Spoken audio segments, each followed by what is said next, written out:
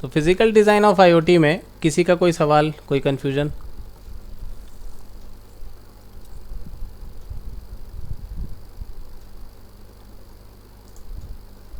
थोड़ा जल्दी बोलिए please. Sir web no sir. हाँ बोल कमल। वेब सॉकेट कैसे काम करते हैं? वेब सॉकेट कैसे काम करता है? वेब सॉकेट होता क्या है अगर देखा जाए तो वेब सॉकेट सबसे पहले देखते हैं, फिर वेब सॉकेट प्रोटोकॉल देखेंगे ना। यहाँ पे वेब सॉकेट वर्सेस MQTT करके सीधा अपने पास में ऑप्शन आ गया। तो web socket is a computer communication protocol providing full duplex communication channels. अब देखो ये वर्ड इसमें जब आया तो आप लोग को समझ में आ गया होगा कि ये जो वर्ड है कितना इंपॉर्टेंट था, फुल डुप्लेक्स वाला। गॉट इट और नॉट? यस। तो कम्युनिकेशन के मोड में ये इसका जो कम्युनिकेशन का मीडियम मतलब कम्युनिकेशन का जो मोड है कौन सा है? फुल डुप्लेक्स है। ये एक तरीके का कम्युनिकेशन प्रोटोकॉल है जो फुल डुप्लेक्स कम्युनिकेशन प्रोवाइड कराता है over a single TCP connection. तो TCP कनेक्शन मतलब जो आपका ऑनलाइन जैसे भी जियो चल रहा है, तो इसमें इस तरीके के प्रोटोकॉल का इस्तेमाल करके वेब सॉकेट जो है आपको फुल कम्युनिकेशन प्रोवाइड कराता है। Web socket protocol was standardize by IETF as RFC, इसका कोड नंबर दिया हुआ है, 2011 में प्रोटोकॉल को बनाया गया। And the web socket API in web IDL is being it standardize by W3C, मतलब वही वर्ल्ड वाइड वेब वाला जो इसका नाम जो है वेब सॉकेट दिया गया। और ये जो है HTTP से अलग होता है। इतना इसके बारे में बताया। तो इसका काम कैसे करता है, फिर से वही बात आती है अगर देखना है तो जैसे MQTT का काम देखे थे डायग्राम से, वैसे ही इसका भी एक आध कोई सा भी डायग्राम निकालो और शुरू हो जाओ समझना कि ये क्लाइंट है, ये वेब सर्वर है, डाटा को गेट करेगा। पोलिंग मतलब क्या होता है जानते हो? नहीं सर। चंचल तुमको पता है पोलिंग मतलब? नहीं सर। सर वो डेटा जाता है फिर वापस आता है। नहीं, हिंदी में पोलिंग अपन चुनाव के टाइम पे सुनते हैं। पोलिंग बूथ जहाँ पे जाके वोट दिया जाता है, सुने हो ना? क्या यस सर। सेम वर्ड है दोनों, पोलिंग ये वाला और वाला? सिर्फ हाँ या ना बता दो, उसके बाद मैं समझाता हूँ फिर क्या होता है ये पोलिंग।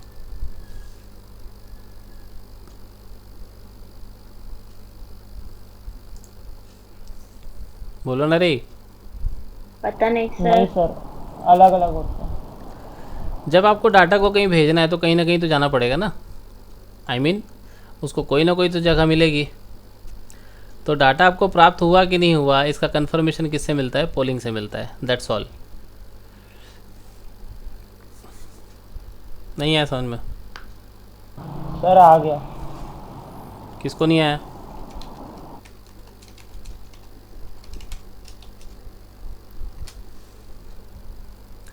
पोल मतलब खंबा होता है, पता होगा आप लोग को, हैं जी? Yes sir. और पोलिंग इन नेटवर्किंग करके भी एक ऑप्शन है, ये भी अपन देख लेते हैं। नेटवर्किंग में पोलिंग का मतलब क्या होता है? ये होता है पोलिंग। कहाँ से चालू करूँ? बढ़िया सा डायग्राम इसका मिले तो मज़ा आए। वैसे डेफिनेशन यहीं पे लिखी थी, टू पोल द नेटवर्क मतलब किसी नेटवर्क में पोल करने के लिए network manager periodically sends queries to the device on network. मतलब ये पूरे टाइम क्या करते रहता है? नेटवर्क को कुचकते रहता है, भाई मेरे को बताओ पहुंच रहा है कि नहीं, पहुंच रहा है कि नहीं पहुंच रहे हैं। That is called polling.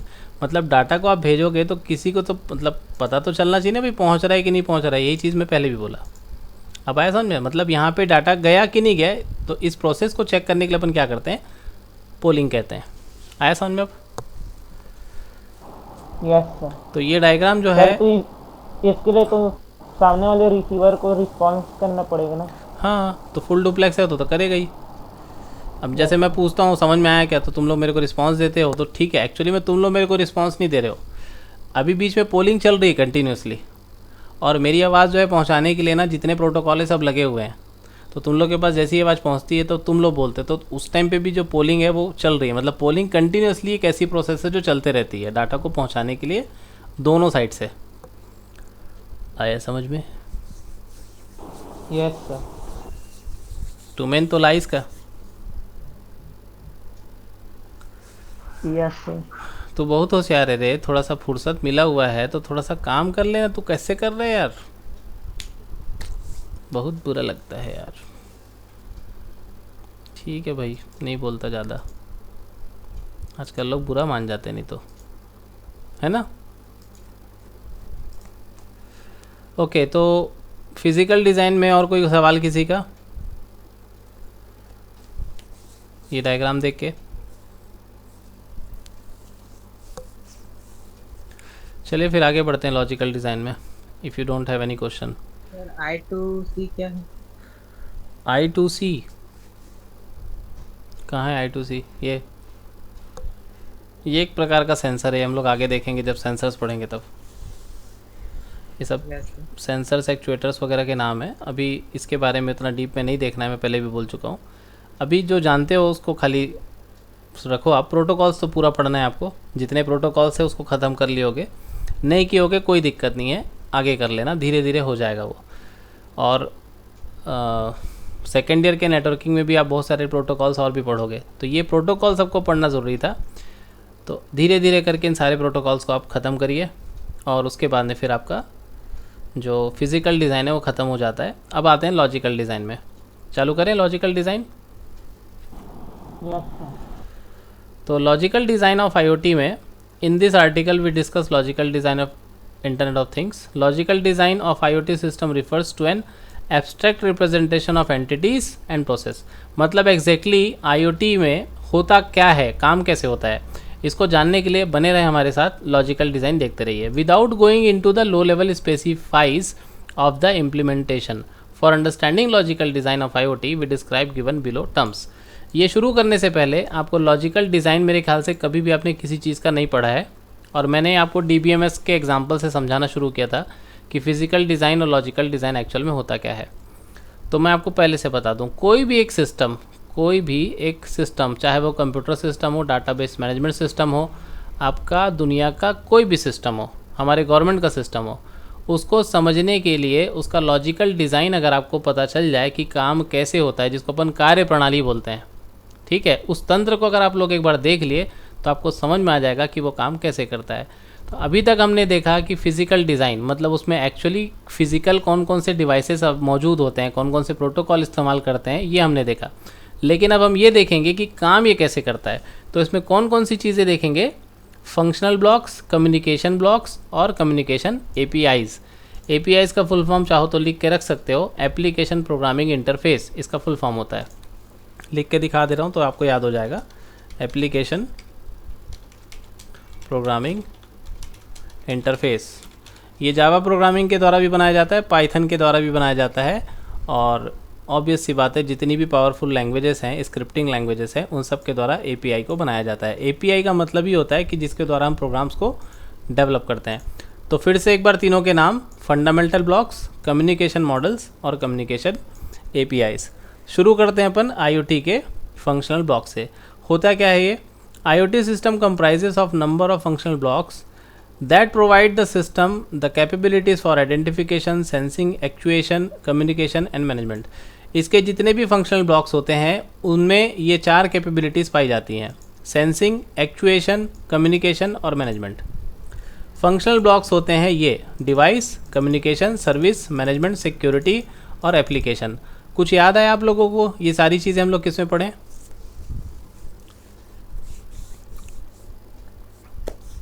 जल्दी, चंचल, किस में पढ़े हैं पांचों टॉपिक? सर भूल गई। याद करो, आर्किटेक्चर में पढ़े हैं कि और किसी चीज़ में पढ़े हैं, लेयर में पढ़े हैं कि लेवल्स में पढ़े हैं? याद आ जाएगा अब भी। किसी को याद आ रहा है? सर शायद बिल्डिंग ब्लॉक्स। डायग्राम दिखाऊंगा तो एकदम आप लोग जंप मारोगे बहुत ज़ोर से। सेंसर था ना, ये आर्किटेक्चर जैसा नहीं दिख रहा आप लोग को? यस सर दिख रहा। As I told you earlier कि किसी चीज़ का जब अपन लॉजिकल डिज़ाइन देखते हैं और उसका आर्किटेक्चर देखते हैं तो लॉजिकल डिज़ाइन में सिर्फ नाम लिखा हुआ मिलेगा और आर्किटेक्चर में पूरा डिटेल लिखा हुआ मिलेगा। याद आया? मैंने ये भी बोला था उस टाइम पे पढ़ाते टाइम पे, आप लोग का मतलब दूसरा पहला लेक्चर में आपको ये चीज़ मैंने क्लियर की थी कि IoT का आर्किटेक्चर में आप लोग को सारी चीज़ें दिखाई दे रही हैं, लेकिन जो इसका लॉजिकल डिज़ाइन जब अपन देखेंगे तो सिर्फ नाम दिखाई देगा। जैसे DBMS में आप लोग को व्यू लेवल, कंसेप्चुअल लेवल और फिजिकल लेवल था, यहाँ पे भी वैसी इसका एप्लीकेशन है, मैनेजमेंट सर्विसेज, कम्युनिकेशन और सिक्योरिटी, ये सब के सब एक ही जगह पे हैं। और नीचे में क्या होती है, फिजिकल लेवल में क्या होती है, डिवाइस आती है। तो ये इसका आर्किटेक्चर नहीं तो और क्या है, ठीक। तो ये हम लोग जो देख रहे हैं ये क्या है एक्चुअली में, इसके फंक्शनल ब्लॉक्स हैं। Application block, management services, communication, security, devices. तो अगेन एप्लीकेशन किसको बोलेंगे अपन, नीचे से चालू करते हैं हमेशा। This is interface that users can use to control and monitor various aspects of the IoT system. यहाँ से आप लोग आईओटी के एप्लीकेशन को कंट्रोल करते हो। सिक्योरिटी, मैनेजमेंट सर्विसेज और जितनी भी यहाँ पे बीच की चीज़ें दी हैं, ये सब आपको क्या प्रोवाइड कराती हैं, मैनेजमेंट और सिक्योरिटी। इन दोनों को अगर एक साथ मिला दोगे, जितनी भी सर्विसेज, कम्युनिकेशन है, मतलब आप पर्टिकुलर उस डिवाइस से कनेक्ट किस तरीके से होगे, ये चारों चीज़ें उसके लिए डिपेंडेंट होंगी। आ रही बात समझ में clearly.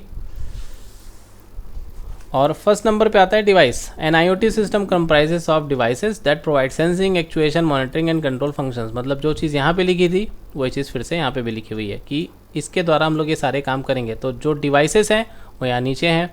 Management, services, communication, security, ये सब एक साथ हो रहा है और एप्लीकेशन को अपन रन कर रहे हैं। एक छोटा सा एग्जांपल ले लेते हैं। पेरितोस एक आईओटी सिस्टम को चला रहा है, तो उसके सामने जो उसके फ़ोन पे एप्लीकेशन दिखाई देगा वो होगा उसका एप्लीकेशन। वो कौन सी डिवाइस का इस्तेमाल कर रहा है वो हो सकता है उसके सामने, तो जाहिर सी बात है आईओटी कर रहा है तो मतलब वो डिवाइस उसके सामने तो हो ही नहीं सकती। तो वो डिवाइस कहीं और होगी। मान लो वो डिवाइस क्या है, इंटरनेट से चलने वाला कोई सा ड्रोन कैमरा है, तो वो कहीं और है। उसको आप कहाँ से रन कर रहे हो, यहाँ से बैठे बैठे एप्लीकेशन से रन कर रहे हो। तो उसको रन करने के लिए आपको ये 4 सर्विसेज जो हैं, 4 फंक्शनल ब्लॉक्स जो हैं वो यहाँ पे मिल रहे हैं। कौन कौन से, मैनेजमेंट, सिक्योरिटी, सिक्योरिटी मतलब उसको कोई दूसरा नहीं चला पाएगा। सर्विस मतलब उस ड्रोन कैमरे में क्या क्या सर्विस मौजूद हैं। कम्युनिकेशन मतलब आप उसको पे कैसे कम्युनिकेट करोगे। मैनेजमेंट, उसको मैनेज कैसे करना है, वगैरह वगैरह। आ गया समझ में बच्चा पार्टी? Yes sir.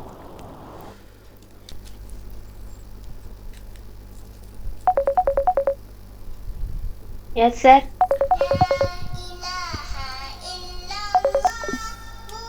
आप लोगों को मैं क्या बता रहा था, प्रोग्रामिंग के मॉडल्स। तो प्रोग्रामिंग टाइप करो, मॉडल टाइप करो, पूरा चिट्ठा खुल जाएगा, क्योंकि आप उसी तरीके की चीज़ों को फिर से पढ़ रहे हो। तो यहाँ पे जब आप जाओगे प्रोग्रामिंग मॉडल्स में बहुत सारे मॉडल्स आपको दिखेंगे। लो भाई देख लो, एक मिनट। कंप्यूटर प्रोग्रामिंग टाइप करेंगे तो उसको समझ में आएगा। Computer programming models. अब बात ही बदल गई।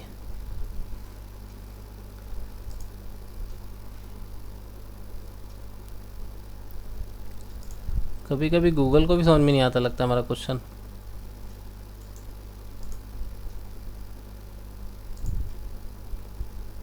विकिपीडिया को समझ में आया हमारा कि ये एक स्टाइल ऑफ प्रोग्रामिंग होती है जिसके द्वारा आपका प्रोग्राम जो है किस तरीके से एग्जीक्यूट होगा, ये प्रोग्रामिंग मॉडल में बताया जाता है। आगे आपको मिल भी जाएगा इसमें। चलो तो आईओटी का मॉडल अपन देखते हैं। सबसे पहला ऐसे मॉडल है रिक्वेस्ट रिस्पांस मॉडल। सीधा पहला से चालू कर दिया। Request response model is communication model in which the client sends request to the server and the server responds to the request.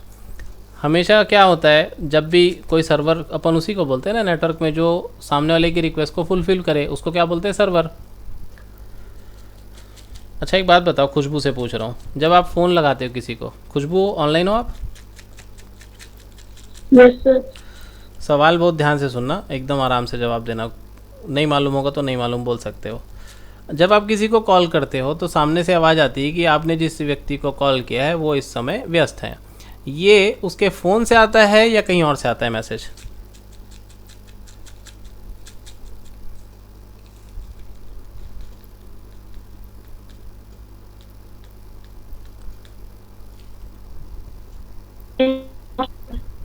आवाज़ कट गई बहुत बुरी तरीके से, फिर से बोलो।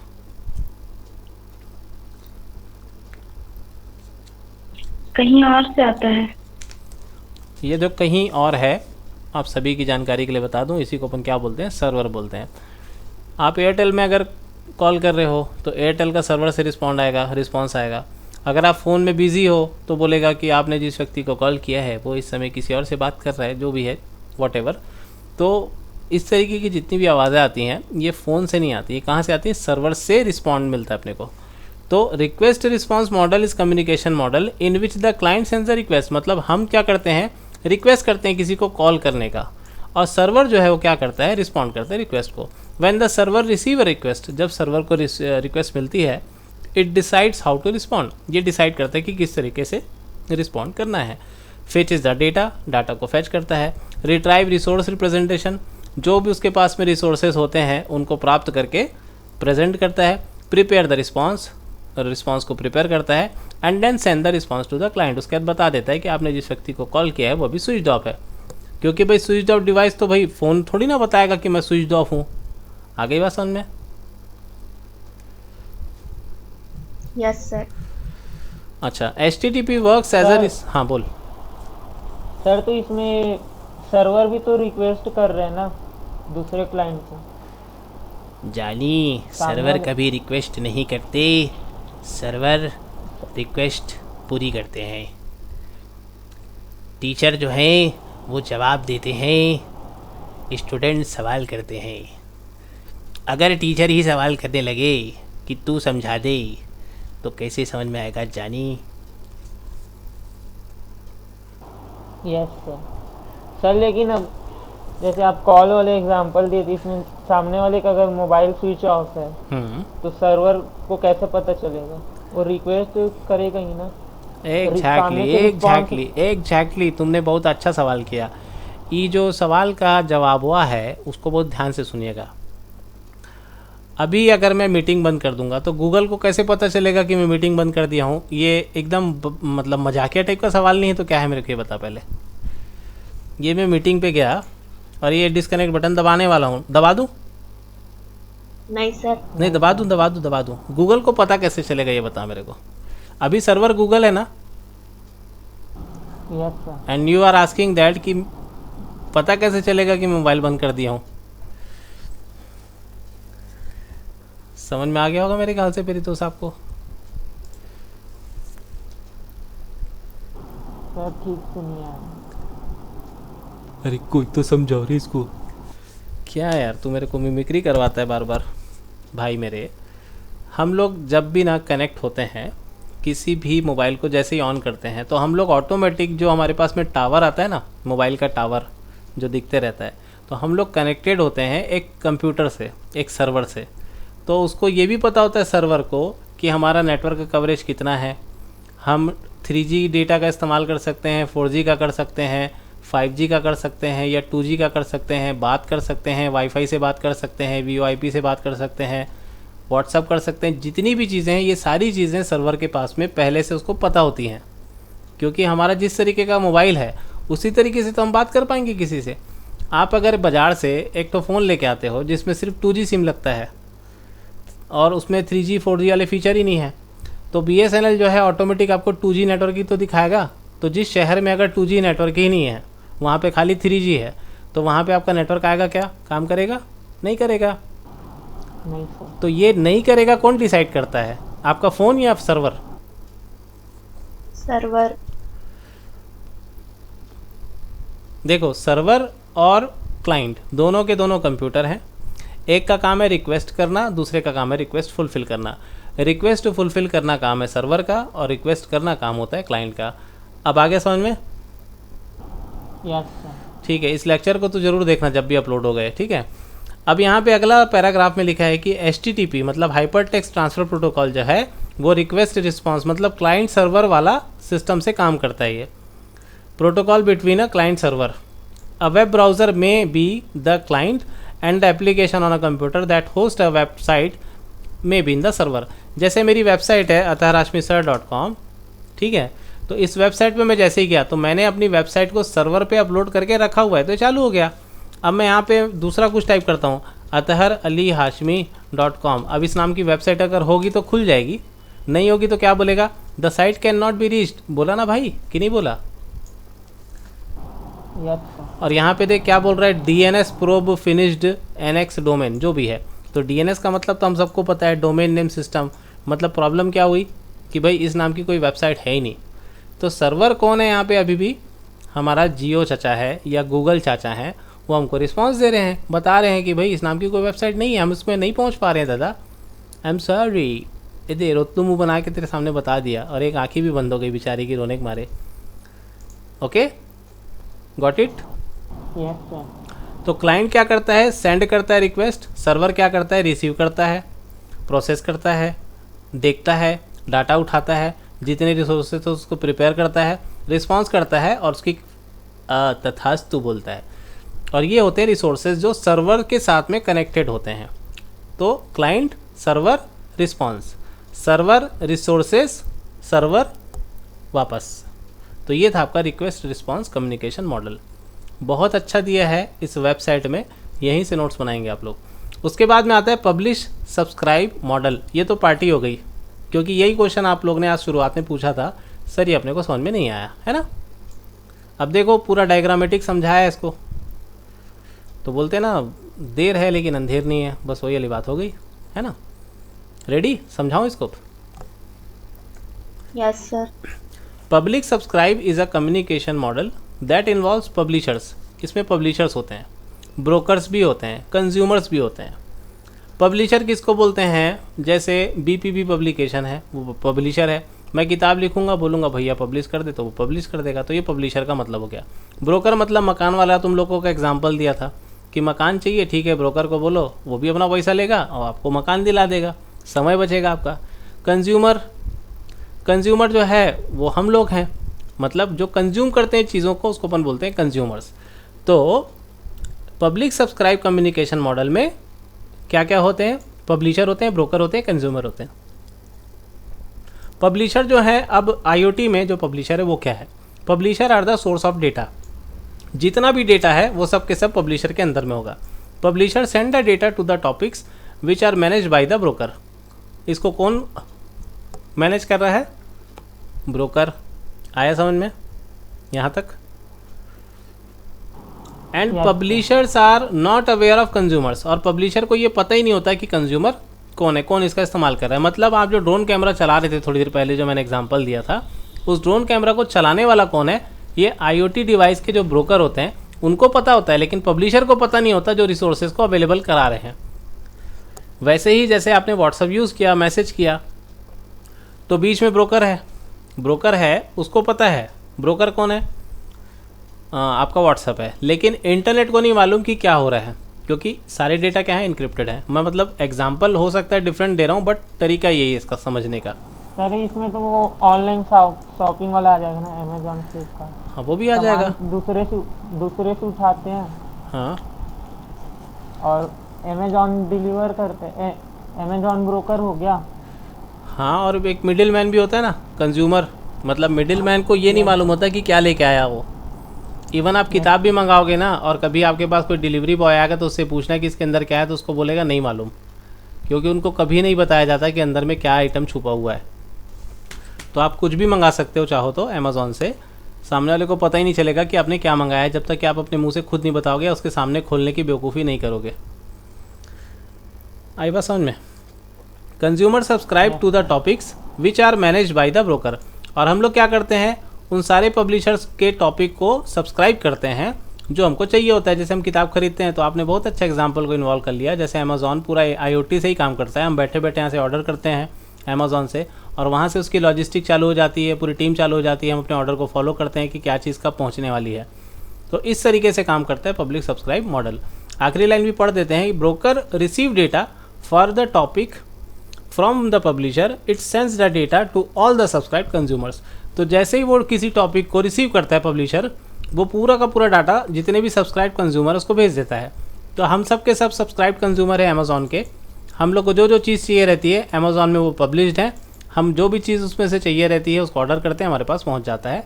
And this is the diagram, जो बहुत ही आसान है कि हम मतलब पब्लिशर मतलब अमेज़ॉन को रखते हैं यहाँ पे, ब्रोकर मतलब जो वेबसाइट है उसको रख दो यहाँ पे, और यहाँ पे हम लोग इसके क्या हैं, सब्सक्राइबर हैं। चंचल है, पेरितोष है, मैं हूँ, और चौथा कोई है ही नहीं। हैं जी। अगला है पुश एंड पुल मॉडल। इसको पढ़ने के पहले एक सवाल,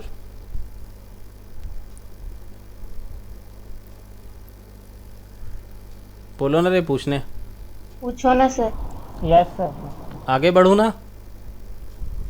यस सर। Yes sir. शाबाश। पुश और पुल। पुश करने का मतलब होता है दबाना और पुल करने का मतलब होता है खींचना, उठाना।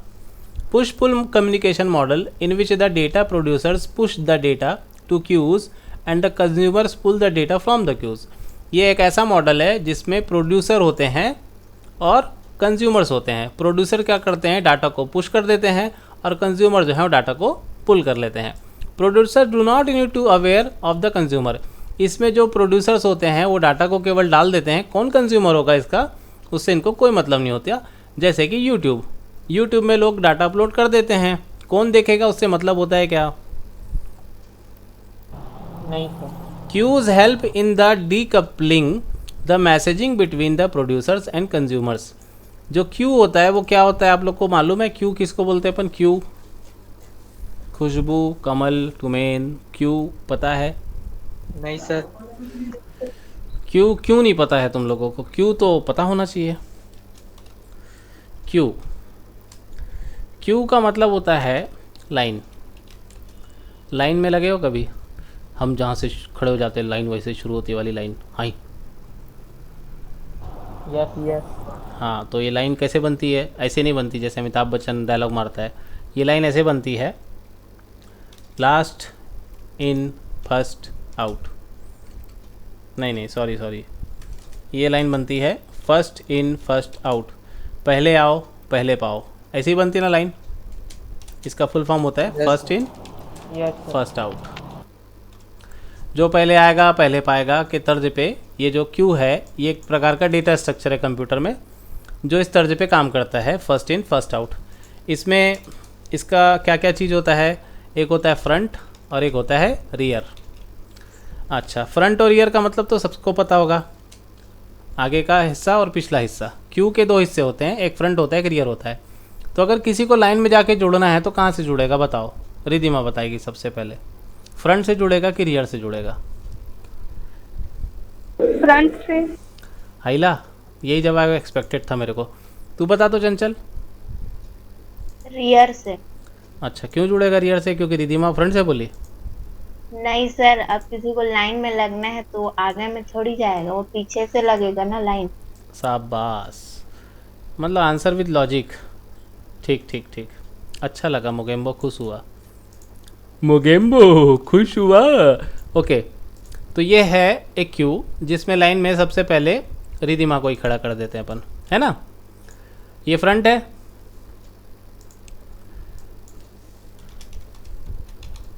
ओए फ्रंट नहीं है, फ्रंट है, front. And this one is rear. अब रिधिमा खड़ी है सबसे आगे में, यहाँ पे अपन आर लिख देते हैं। इसके बाद में पेरितोष को खड़ा कर देते हैं, उसके बाद में कमल को लगा देते हैं, उसके बाद में फिर चंचल को खड़ा कर देते हैं। अब खुशबू आई, रिधिमा के हिसाब से क्या होगा? वो फ्रंट से आ जाएगी यहाँ से। तो एक बात बताओ खुशबू, तुम्हारी तो चांदी हो गई, रिधिमा तो फ्रंट से आने देगी तुमको, है ना? कैसे रिधिमा, जाने दोगे उसको सामने से? हेलो, आवाज़ आ रही है? कोई है? हेलो, सन्नाटा हो गया तो। Yes sir. यस सर है सर। रिधिमा कहाँ गई? Yes sir. समझ में आ गया ना? हाँ। तो डेटा कहाँ से ऐड होता है? रियर से। ठीक, ये समझना इसलिए ज़रूरी था क्योंकि पूरा का पूरा एक चैप्टर आप लोग पढ़ोगे डेटा स्ट्रक्चर नाम का। जब सब्जेक्ट पढ़ोगे ना आगे पढ़ाई में, तो ये पूरा डेटा स्ट्रक्चर आपको पढ़ना है। तो कंसेप्ट क्लियर करना ज़रूरी रहता है, थोड़ा सा फन भी ज़रूरी है। अब फन नहीं करेंगे तो फिर मज़ा नहीं आता, ठीक है? तो लर्न विथ फन। तो क्यूज़ जो है वो क्या हेल्प करता है? डी कपलिंग का मतलब भी समझा देता हूँ। कपलिंग का मतलब होता है जोड़ा बनाना और डी कपलिंग का मतलब होता है जोड़ा को तोड़ देना। तो queues help in decoupling the messaging between the producers and the consumers. तो क्यू होने की वजह से क्या होता है, जितने भी प्रोड्यूसर डाटा को पुश करते हैं और कंज्यूमर उस डाटा को लेते हैं, तो इसको क्या करते जाता है? डीकपल करते जाता है, मतलब हटाते जाता है। Queue also act as a buffer which help in situation when there is mismatch between the rate at which the producers push the data and the rate which consumers pull the data। मतलब Q जब data आते रहता है ना, तो ये भी help करता है कि भाई ऐसा मत हो कि कंज्यूमर को पुल कर रहा है लेकिन कुछ है ही नहीं, मतलब कुछ डेटा अवेलेबल ही नहीं है। तो क्यू में रहने की वजह से क्या होता है, डेटा उसको जो भी चाहिए रहता है ना वो फटाफट लेते जाता है। तो क्यू कभी भी इसमें खाली नहीं रहता। इसमें सबसे मेन रोल जो है पुश पुल मॉडल में किसका है, क्यू का ही है। तो ये 3 लाइन बहुत ज़्यादा इंपॉर्टेंट है, इसको कृपया करके अच्छे से समझ गए हों तो बता दीजिए। आगे बढ़ते हैं। ये इसका डायग्राम है। इसमें पब्लिशर है जो मैसेज को क्यू में डालते जाएगा और कंज्यूमर जो है उसको क्या करते जाएगा, पुल करते जाएगा। सर ये बफर क्या करते हैं? बफर मतलब एक जगह होती है जहाँ पे जैसे क्यू में मान ले, जैसे मैं यहाँ पे एक तो डायग्राम बनाया ना, ये 4 लोगों का बफर है, मतलब 4 लोग यहाँ पे खड़े हैं ना। Yes sir. तो इस पूरे एरिया को अपन बफर बोलेंगे, मतलब एक ऐसा जगह जहाँ पे हमने एक मतलब वर्चुअल अपने दिमाग में एक वो बना लिया कि मेरे पास इतनी जगह है, मान लीजिए की वाला है, ये 4 भी हो सकता है, 400 भी हो सकता है, और तो ज़्यादा ही होगा, जाहिर सी बात है। यहाँ पे भी एग्जांपल में भी 4 अलग अलग कलर दिए हुए हैं क्यू के, ठीक है। तो जो डेटा यहाँ से पुश करते जाएगा पब्लिशर, उसको कंज्यूमर क्या करते जाएगा, उठाते जाएगा। भाई जब तक यूट्यूब में कोई वीडियो नहीं आएगा आप उसको देखोगे कैसे, वही वाली बात है फिर से। अगला मॉडल है exclusive pair model. Exclusive pair model जो है वो बाई डायरेक्शनल ओनली होता है। बाई डायरेक्शनल कभी भी सुनो, उसका मतलब क्या होता है, डायरेक्शनल का मतलब फुल्ली डायरेक्शनल होगा या तो बाई डायरेक्शनल। बाई डायरेक्शनल मतलब एक जगह से ही हो सकता है। फुल्ली डुप्लेक्स कम्युनिकेशन मॉडल है ये, बाई डायरेक्शनल भी है और फुल्ली डुप्लेक्स भी है, मतलब दोनों तरीके से, दोनों तरफ से चलेगा और फुल डुप्लेक्स चलेगा। इसको मैं डायग्रामेटिक आपको समझा देता हूँ। By directional fully full duplex मतलब इसका ये होगा कि ये आपका है पहला डायरेक्शन और ये आपका है दूसरा डायरेक्शन। मतलब इसमें बाई डायरेक्शन का मतलब ये है, एक मिनट डायग्राम पहले कंप्लीट कर लेने दीजिए, फिर ऑटोमेटिक समझ में आ जाएगा। घूम जा भाई, रोटेट हॉरिजॉन्टल।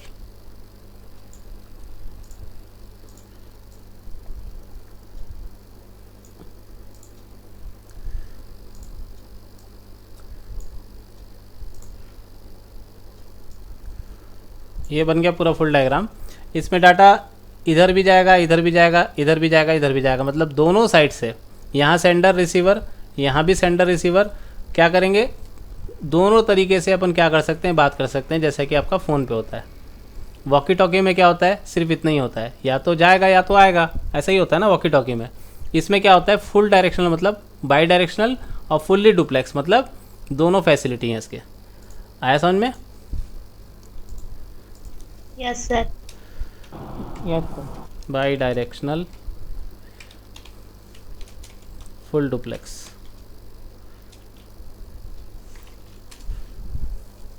फोटो दिखाओ।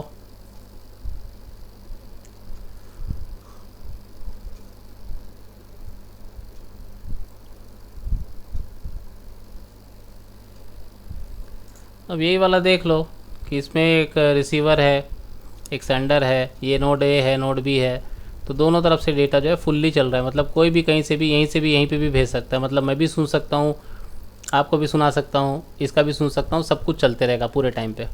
ओके, तो ये है एक्सक्लूसिव पेयर मॉडल। शुरुआत में पूरा कहानी ख़त्म कर दिया है कि बाई डायरेक्शनल होता है, फुल डुप्लेक्स होता है, कम्युनिकेशन मॉडल है that uses persistent connection. Persistent का मतलब होता है हमेशा स्थायी, स्थायी होता है इसका मतलब, हमेशा स्थायी मतलब always available. Uses A persistent connection between the client and the server. इसमें एक ऐसा क्लाइंट सर्वर मॉडल इस्तेमाल किया जाता है जो हमेशा चालू होता है। Connection is setup to remains open until the client sends a request to close the connection. मतलब जब तक कि आप कनेक्शन क्लोज नहीं कर दोगे तब तक ये चीज़ चलते रहेगी। इसका बढ़िया एग्जाम्पल यही फ़ोन ही है, आपका मोबाइल ही है। Client and server can send message to each other after connection setup. जैसे ही कनेक्शन सेटअप हो जाता है आप क्या कर सकते हो, भेज सकते हो। जैसे मैं व्हाट्सअप अभी खोलूँगा तो ऑनलाइन दिखने लग जाऊँगा सामने वाले को, है ना। ये देखो जैसे इसका दिख रहा है कि 7:29 पे आखिरी बार ऑनलाइन था। तो ये सारी जो चीज़ें होती है जैसे ही खुलती हैं वैसे ही चालू हो जाती है, सर्वर और क्लाइंट का कनेक्शन बन जाता है। उसके बाद में जब तक अपन चाहें तब तक ऑनलाइन रह सकते हैं। Exclusive port model is स्टेटफुल communication model and the server is aware of the all open connections. और सर्वर इसके लिए रिस्पॉन्सिबल होता है सारे कनेक्शंस के लिए, जितने भी ओपन कनेक्शन है, मतलब इस वक्त व्हाट्सएप में कितने लोग ऑनलाइन हैं, इसके लिए सर्वर जो है वो हमेशा रिस्पॉन्सिबल रहेगा। आप कितने लोगों को जियो में फ़ोन लगा सकते हो, कॉन्फ्रेंस कॉल कर सकते हो, इसके लिए भी सर्वर आपका रिस्पॉन्सिबल होगा, क्योंकि जितने लोग कनेक्टेड होना चाहें हो सकते हैं। जैसे मैं अभी चंचल को कॉल करूं, कॉन्फ्रेंस में रिधिमा को कॉल करूं, फिर कॉन्फ्रेंस में टुमेन को कॉल करूं, तो इतने सारे लोग जुड़ते जाएंगे अगर वो सब के सब क्या होते गए ऑनलाइन हैं तो। आगे समझ में? सर एक क्वेश्चन पूछिए। सर, ये एक्सक्लूसिव पेयर मॉडल में डुप्लेक्स भी तो रह सकते थे ना खाली, तो इसमें बाई डायरेक्शनल क्यों किए?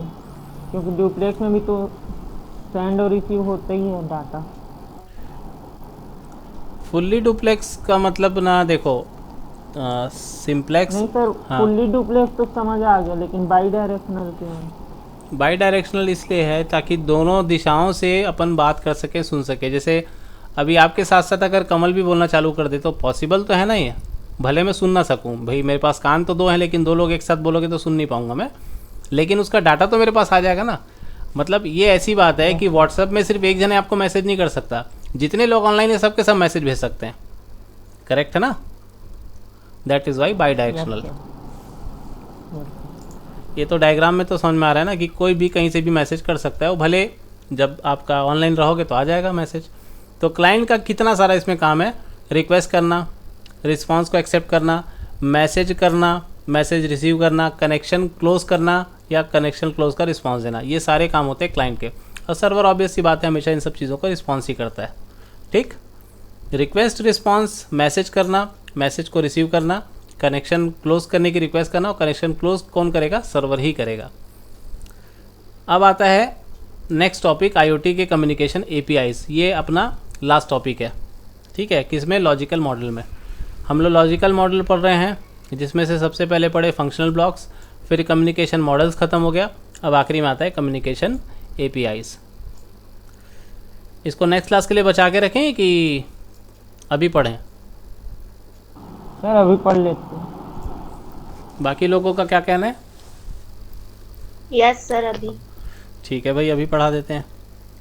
और भी हैं बाकी लोग, एक आध जने और बता दो confirm. Yes sir. IoT communication APIs मतलब generally we use two APIs for IoT communication। This IoT communication APIs are REST, मतलब वो जो अपन REST शुरू में नाम सुने थे, और दूसरा वेब सॉकेट जो आज कमल ने पूछा था। तो एक होता है web socket based communication API, दूसरा होता है REST बेस्ड कम्युनिकेशन APIs। ये दोनों के दोनों क्या हैं? प्रोटोकॉल हैं। तो इन प्रोटोकॉल पे चलने वाले कम्युनिकेशन API हम लोग देखेंगे। पहला है REST based communication API। REST का मतलब होता है रिप्रेजेंटेशनल स्टेट ट्रांसफ़र। क्या होता है फुल फॉर्म इसका? Representational state transfer is a set of architectural principle by which you can design web services, the web API that focus on the system resource and how resources states are addressed and transferred।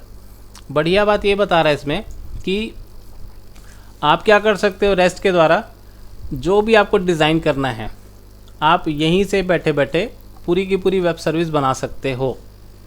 ठीक है, in short REST APIs that follow the request response communication model, the REST architectural constant apply to the components, connector वगैरह वगैरह within distributed hypermedia system। The REST architectural constraint are as follows। यहाँ पे सिर्फ एक ही word समझने लायक है, उसको पहले समझ लो फिर आपको बाकी चीज़ें समझाऊंगा। वो वर्ड है कॉन्स्टेंट। किसको किसको पता है कॉन्स्टेंट का मतलब? सर मेरे को कांस्टेंट का मतलब होता है रुकावट। किसी चीज़ को रोकना एक किसी भी सिस्टम में बहुत ज़्यादा ज़रूरी होता है। जैसे कि एक लैपटॉप में, कंप्यूटर में अपन जब बैठते हैं तो अपने को किस चीज़ को रोकने की ज़रूरत होती है? इनकमिंग कनेक्शन, है ना। इनकमिंग कनेक्शन को अगर आप रोकने में सक्षम हो तो उसके लिए अपने को फायरवॉल लगता है। तो ऐसी चीज़ों को अपन बोलते हैं कांस्टेंट, जो किसी भी सिस्टम में सहायक होते हैं किसी चीज़ को रोकने के। तो इस पैराग्राफ को फिर से पढ़ूंगा तो समझ में आ जाएगा। REST APIs that allow the request response communication model, the REST architectural constant apply to the components। इसके जो constants होते हैं वो अप्लाई किए जाते हैं components पे, कनेक्टर पे और डेटा एलिमेंट्स पे। With in the distributed hypermedia system, एक हाइपरमीडिया इसमें सिस्टम होता है जिसमें अपन 3 चीज़ों को मतलब इसमें कांस्टेंट लगाते हैं। The rest architectural constant as follow, इसमें 3 प्रकार के मतलब जितने भी प्रकार के कांस्टेंट होते हैं दिए हुए हैं। पहला है क्लाइंट सर्वर कांस्टेंट, फिर है स्टेटलेस कांस्टेंट, फिर है कैशेबल, फिर है लेयर्ड, फिर है यूनिफॉर्म, कोड ऑन डिमांड। इतने सारे अलग अलग कांस्टेंट हैं, एक एक करके देखते जाते हैं। सबसे पहला है client server constant. The principle behind the client server constant is the separation of concerns. For example, client should not be connected with the storage of data which is concern of the server. Similarly, the server should not be connected about the user interface which is concern of the client. ये client है, ये spelling mistake हो गई यहाँ पे। Separation allows client server to be independently developed and updated. क्या होता है कई बार हम connected नहीं रहते, कई बार सर्वर जो है वो मतलब ऑफलाइन रहता है। तो ऐसी सिचुएशन पे ये जो क्लाइंट सर्वर कांस्टेंट है वो काम करता है। समझ में आया?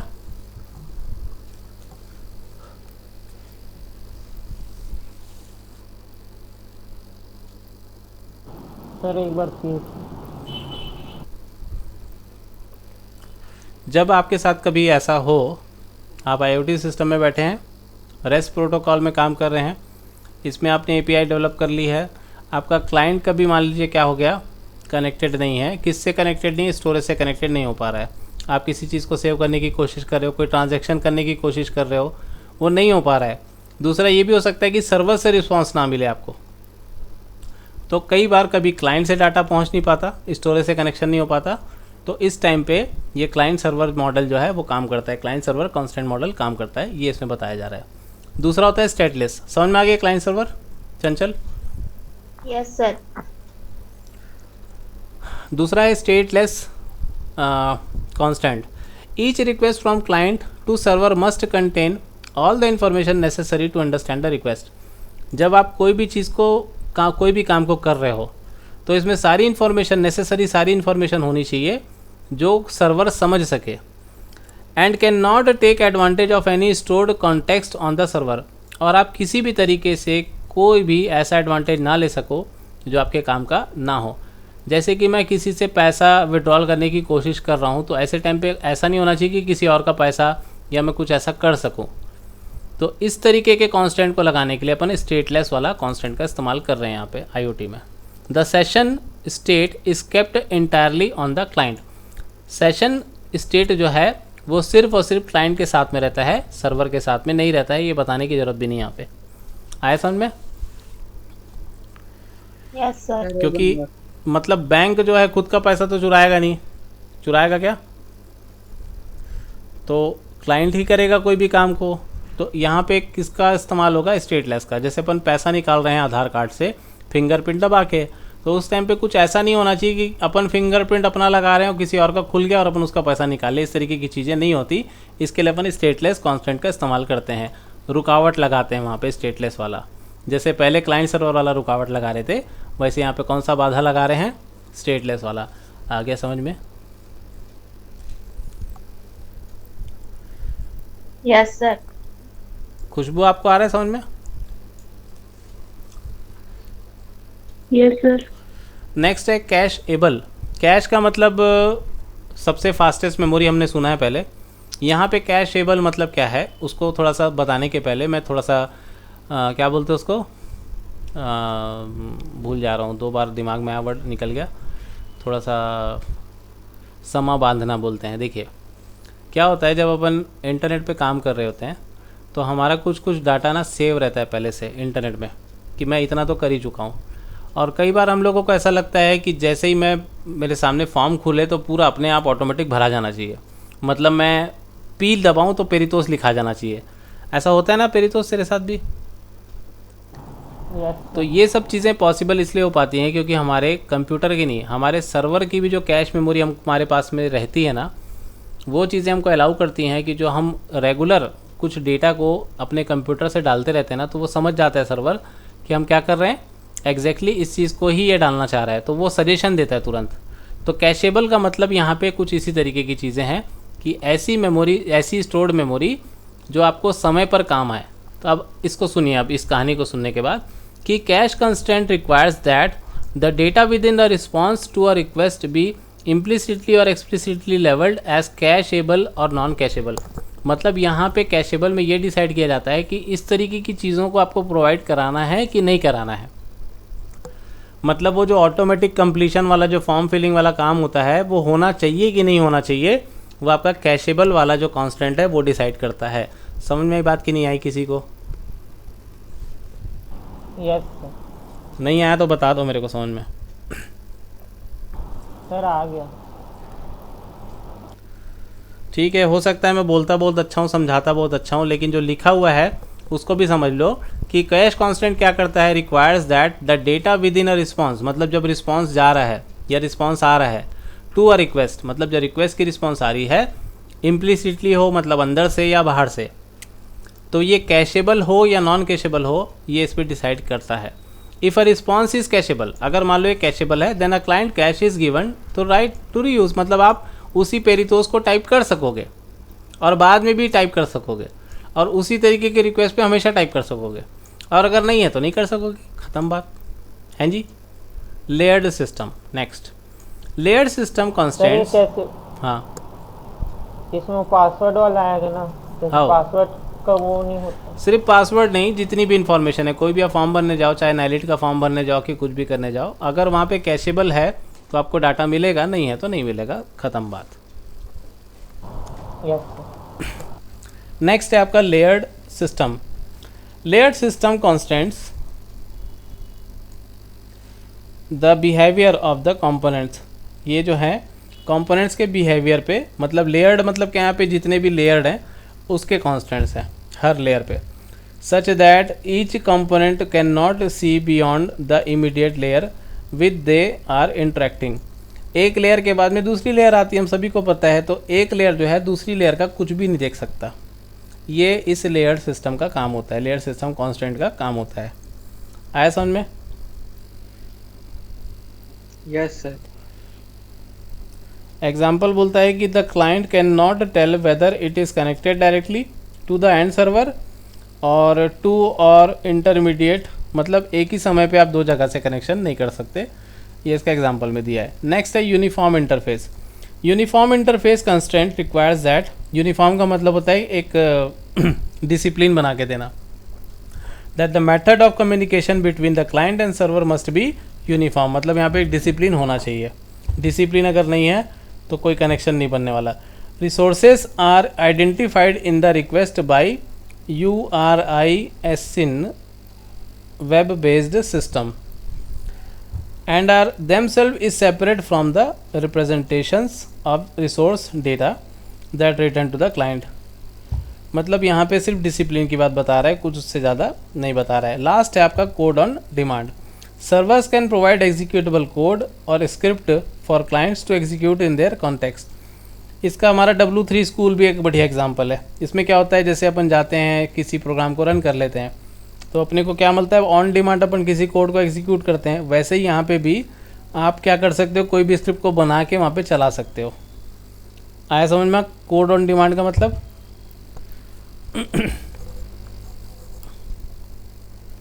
हैं जी? सर एक बार और बता दो। कोड ऑन डिमांड का मतलब है servers can provide executable code और स्क्रिप्ट, मतलब आप जब किसी वेबसाइट को खोलते हो तो वहीं पे ही आपको कोई प्रोग्राम चलाने की अनुमति रहती है।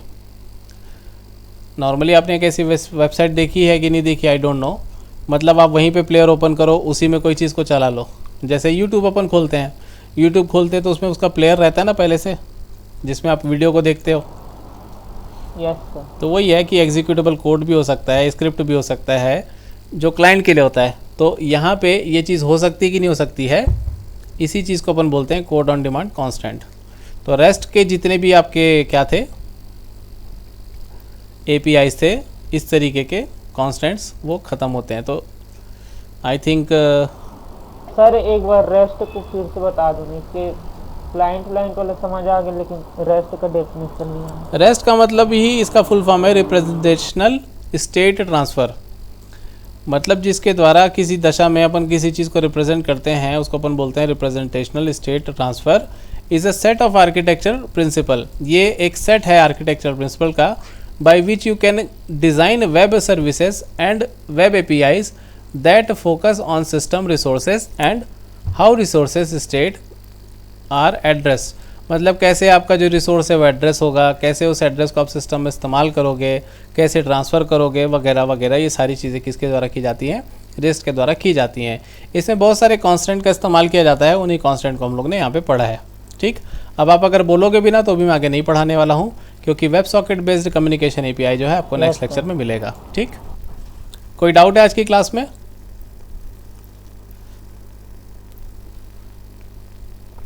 सर स्टेटलेस में था। स्टेटलेस का मतलब होता है जिसका कोई स्टेट ही नहीं होता।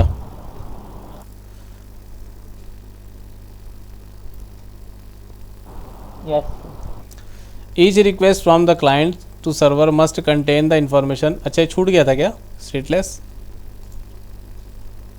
नहीं सर, समझा तो। भैया आप ऑनलाइन हो कि नहीं हो ये पता होना चाहिए ना। यस। तो ये पता कौन करेगा? सर्वर। सर्वर ऑनलाइन है कि नहीं पता कौन करेगा? क्लाइंट। तो ये दोनों चीज़ को बताएगा कौन? Stateless constant. आया समझ में? यस। मैं पेरितोष के घर जा रहा हूँ, पेरितोष घर में नहीं है, कौन बताएगा? पेरितोष के घर जाना पड़ेगा तब तो पता चलेगा ना। वैसे आप मेरे घर आ रहे हो तो आपको भी कैसे पता चलेगा मैं घर पे हूँ कि नहीं हूँ? आपको मेरे घर आना पड़ेगा।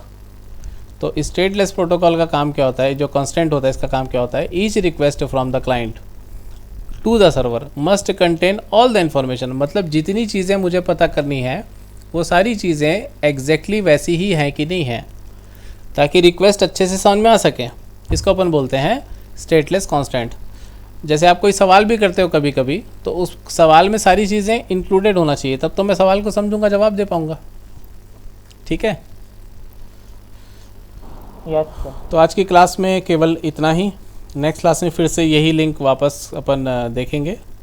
IoT क्या है ये वेबसाइट?